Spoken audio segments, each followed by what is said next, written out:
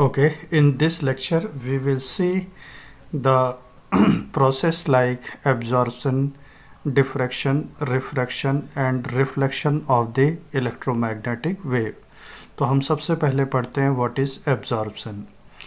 तो आप इस फिगर में देखिए, ये एक इलेक्ट्रोमैग्नेटिक वेव है और ये एक वाटर कंटेंट है। तो ये इलेक्ट्रोमैग्नेटिक वेव वाटर कंटेंट से इंटरेक्ट कर रही है। तो इंटरेक्शन में इस इलेक्ट्रोमैग्नेटिक वेव ने अपनी एनर्जी किसको ट्रांसफ़र करी? वाटर को ट्रांसफ़र करी। इसके बाद क्या हुआ? आफ्टर ट्रांसफरिंग द एनर्जी, आप देखिए इस इलेक्ट्रोमैग्नेटिक सिग्नल का एम्पलीट्यूड क्या हो गया? रिड्यूस हो गया।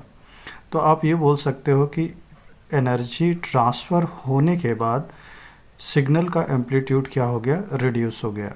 तो दिस प्रोसेस इज़ कॉल्ड, ये जो पूरी प्रोसेस हुई, इस प्रोसेस को हम क्या बोलते हैं? एब्जॉर्प्शन प्रोसेस बोलते हैं। तो एब्जॉर्प्शन में हुआ क्या? एब्जॉर्प्शन में सबसे पहली चीज़ क्या हुई कि इलेक्ट्रोमैग्नेटिक वेव अपनी एनर्जी को ट्रांसफ़र करती है। किसको? मॉलिक्यूल्स को ट्रांसफ़र करती है, और मॉलिक्यूल्स को ट्रांसफ़र करने के बाद उसका सिग्नल का एटेन्यूएशन होगा। तो ये एब्जॉर्प्शन बेसिकली एटमॉस्फेयर में किन मॉलिक्यूल्स और किन फैक्टर की वजह से होता है? यहाँ पे ये देखिए, वाटर की वजह से, CO2 की वजह से, ओजोन की वजह से क्या होता है? एब्जॉर्प्शन होता है। एब्जॉर्प्शन में याद रखिए कि इलेक्ट्रोमैग्नेटिक सिग्नल अपनी एनर्जी मॉलिक्यूल्स को ट्रांसफ़र करेगा। यदि एनर्जी ट्रांसफ़र हो गई तो सिग्नल का क्या हो जाएगा? एटेन्यूएशन हो जाएगा। ये आपके सामने एक कर्व बना हुआ है एब्जॉर्प्शन वर्सेस वेवलेंथ का। तो आप देखिए इस कर्व को समझिए कि मान लीजिए आपने ये जो विंडो है, इसको एटमॉस्फेरिक विंडो कहते हैं। इस विंडो पे देखिए, यहाँ पे क्या लिखा हुआ है? कंप्लीटली ट्रांसपेरेंट लिखा हुआ है। मान लीजिए आपने 10 सेंटीमीटर के वेवलेंथ का सिग्नल चूज़ किया। तो 10 सेंटीमीटर का वेवलेंथ है तो फ्रीक्वेंसी कितनी होगी? Frequency is equal to c over lambda. यहाँ से फ्रीक्वेंसी कैलकुलेट किया तो कितना आया? 3 गीगाहर्ट्ज़। यानी कि आप 3 गीगाहर्ट्ज़ का सिग्नल यदि ट्रांसमिट करते हैं एटमॉस्फेयर पे, तो क्या उसका एटेन्यूएशन होगा? क्या उसका एब्जॉर्प्शन होगा? तो मेरा जवाब है नहीं। इसलिए क्योंकि देखिए ये किस रीज़न, ये 10 सेंटीमीटर जो है, 10 सेंटीमीटर वेवलेंथ किस रीज़न पे आ रहा है? कम्प्लीटली ट्रांसपेरेंट वाले रीज़न पे आ रहा है। तो यानी कि 3 गीगाहर्ट्ज़ के सिग्नल का एब्जॉर्प्शन नहीं होगा। लेकिन आप 10 एंगस्ट्रम का सिग्नल ले लेते हैं, तो ये एटमॉस्फेरिक जो कंटेंट हैं, वाटर, CO2 जो भी कंटेंट है, ये कंटेंट इस सिग्नल को क्या कर लेंगे? 10 एंगस्ट्रम की वेवलेंथ के सिग्नल को क्या कर लेंगे? एब्जॉर्ब कर लेंगे। तो ओवरऑल कंक्लूज़न क्या है कि एब्जॉर्प्शन एक ऐसी प्रोसेस जिसमें कि इलेक्ट्रोमैग्नेटिक वेव अपनी एनर्जी मॉलिक्यूल्स को ट्रांसफ़र करती है। यदि उसने अपनी एनर्जी मॉलिक्यूल्स को ट्रांसफ़र किया तो उसका सिग्नल का क्या हो जाएगा? एटेन्यूएशन हो जाएगा। Means transferring of energy is nothing, transferring of energy two molecule is nothing but it's a absorption. Due to absorption we see attenuation. तो this is the conclusion of absorption. तो आप हमेशा याद रखिए कि इलेक्ट्रोमैग्नेटिक वेव का भी absorption हो सकता है एटमॉस्फेयर पे। तो सेकंड प्रोसेस है डिफ्रैक्शन। तो डिफ्रैक्शन क्या है? हमने एक डिफ्रैक्शन प्रोसेस को देखे, हमने पिछली क्लासेस में देखा होगा कि एक लाइट का सिग्नल लेते हैं, उसको किसी एज पे फॉल कराते हैं। तो आप देखिए कि लाइट का सिग्नल जब एज पे फॉल होता है तो कुछ इस तरीके से बैंड हो जाता है, डिफ्रैक्ट हो जाता है।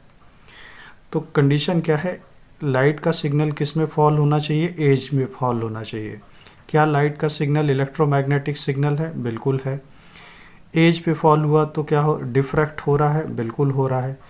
साथ साथ ये भी ऑब्जर्व करिए कि जब लाइट का सिग्नल एज पे फॉल हुआ, क्या आपने एक्चुअल पाथ से डेविएट हो गया?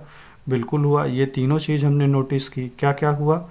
डिफ्रैक्शन हुआ, एज पे फॉल होना चाहिए, साथ साथ ये जो इसका एक्चुअल पाथ था उससे ये क्या हो गया? डेविएट हो गया। तो सेम थिंग रेडियो सिग्नल और इलेक्ट्रोमैग्नेटिक सिग्नल के साथ होता है। ये देखिए यहाँ पे ट्रांसमीटर है, it is transmitting the electromagnetic signal. ये वैली है, ये वैली का एज है, ये वैली का एज इस एज की तरीके से काम कर रहा है। इलेक्ट्रोमैग्नेटिक सिग्नल एज पे फॉल हुआ तो क्या ये डिफ्रैक्ट होगा? बिल्कुल होगा, क्योंकि ये भी इलेक्ट्रोमैग्नेटिक सिग्नल है और ये भी इलेक्ट्रोमैग्नेटिक सिग्नल है। ये एज है, ये एज है।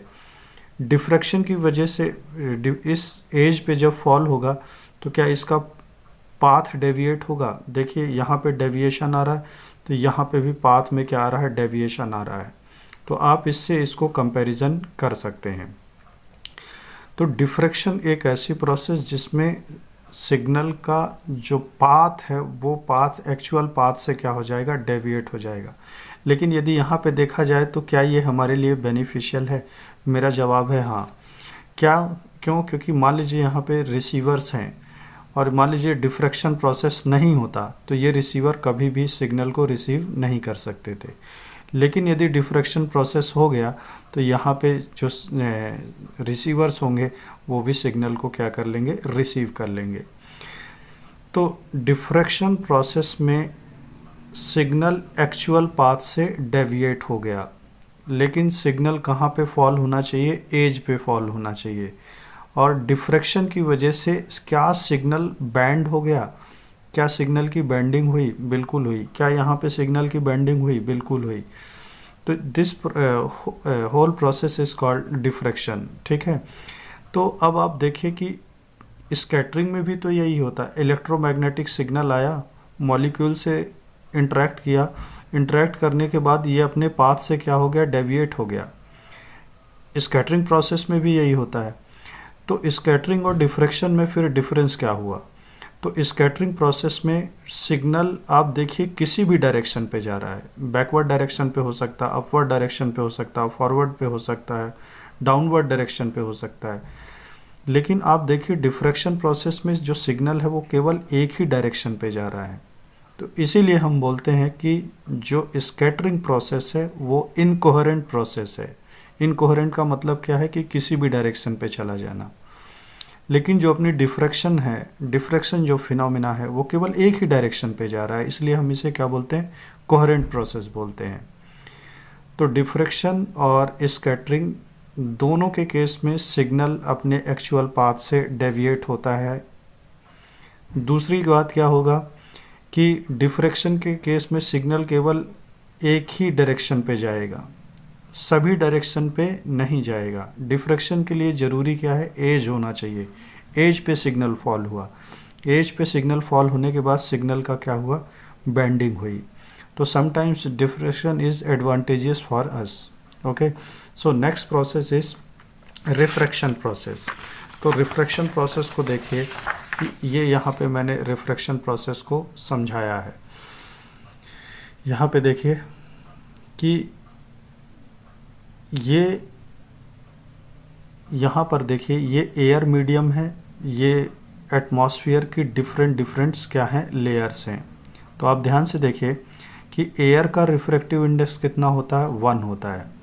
और जैसे जैसे हम ऊपर की तरफ चलते हैं तो ये एटमॉस्फेयर की बहुत सारी लेयर्स होती हैं, इनका भी कुछ ना कुछ क्या होता है? रिफ्रैक्टिव इंडेक्स होता है। जैसे जैसे हम ऊपर की तरफ चलते हैं तो हमारा रिफ्रैक्टिव इंडेक्स क्या होता है? रिड्यूस होता जाता है।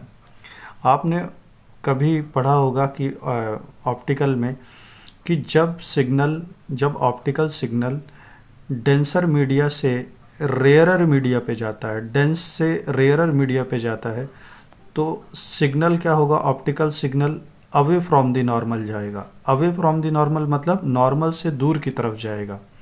तो सेम कंडीशन इलेक्ट्रोमैग्नेटिक सिग्नल के लिए भी होती है। एयर का रिफ्रैक्टिव इंडेक्स कितना है? 1। इसका रिफ्रैक्टिव इंडेक्स 1 से कम है, तो डेंसर मीडिया कौन सा हुआ? एयर वाला। रेयरर मीडिया कौन सा हुआ? ये वाला। इलेक्ट्रोमैग्नेटिक सिग्नल गया, देखिए ये जो डैश डैश डैश लाइन है इसको क्या बोलते हैं? नॉर्मल। और हमेशा एंगल हम कहाँ से मेज़र करते हैं? नॉर्मल से मेज़र करते हैं। थीटा आई क्या है? इंसिडेंट एंगल है। थीटा आर रिफ्रैक्टेड एंगल है। तो देखिए यहाँ से सिग्नल जैसे ही गया ये यहाँ से अवे फ्रॉम द नॉर्मल गया। चलिए इस दूसरे में देखिए, ये ग्रीन 1 और येलो 1 पे देखिए। तो आप यहाँ पे देखिए, सोच के देखिए, सिग्नल यहाँ पे अवे फ्रॉम द नॉर्मल चला गया। तो सोच के देखिए कि कौन सा मीडियम रेयरर होगा, कौन सा मीडियम डेंसर होगा। तो मेरा जवाब है ये वाला जो मीडियम है ग्रीन वाला, ये डेंसर मीडियम होगा, और येलो वाला क्या होगा, रेयरर मीडियम होगा। क्यों? क्योंकि ये सिग्नल क्या हो गया, अवे फ्रॉम द नॉर्मल चला गया। इस प्रोसेस में एक खास बात ऑब्जर्व करिए, इस प्रोसेस में ड्यू टू रिफ्रैक्शन सिग्नल क्या हो रहा है, बैंड हो रहा है। तो यहाँ से एक बात समझ में आ गई कि इलेक्ट्रोमैग्नेटिक सिग्नल का क्या हो सकता है, रिफ्रैक्शन भी हो सकता है। तो क्या ए पॉइंट पे मैं स्नेल्स लॉ लगा सकता हूँ? बिल्कुल लगा सकता हूँ। कैसे? n1 sine theta 1 is equal to n2 sine theta 2। n1 क्या है? n1 है रिफ्रैक्टिव इंडेक्स किसका, एयर का। एयर का रिफ्रैक्टिव इंडेक्स कितना, 1।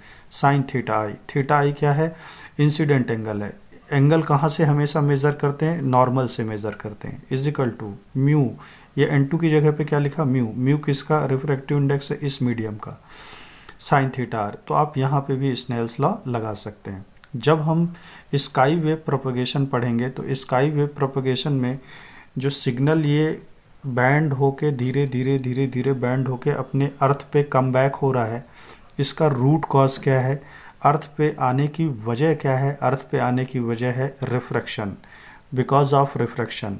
जैसे जैसे हम ऊपर की तरफ चलते हैं तो हमारा रिफ्रैक्टिव इंडेक्स क्या होता जाता है, घटता जाता है। इसलिए हमारा नीचे की तरफ डेंसर मीडिया, ऊपर की तरफ रेयरर मीडिया जैसी सिचुएशन बनती जाती है। तो रिफ्रैक्शन, इलेक्ट्रोमैग्नेटिक वेव का भी रिफ्रैक्शन हो सकता है। इलेक्ट्रोमैग्नेटिक वेव का रिफ्रैक्शन हो सकता है, क्यों? क्योंकि यहाँ पे कंडीशन क्या बन रही है, डेंसर रेयरर मीडिया जैसी कंडीशन बन रही है।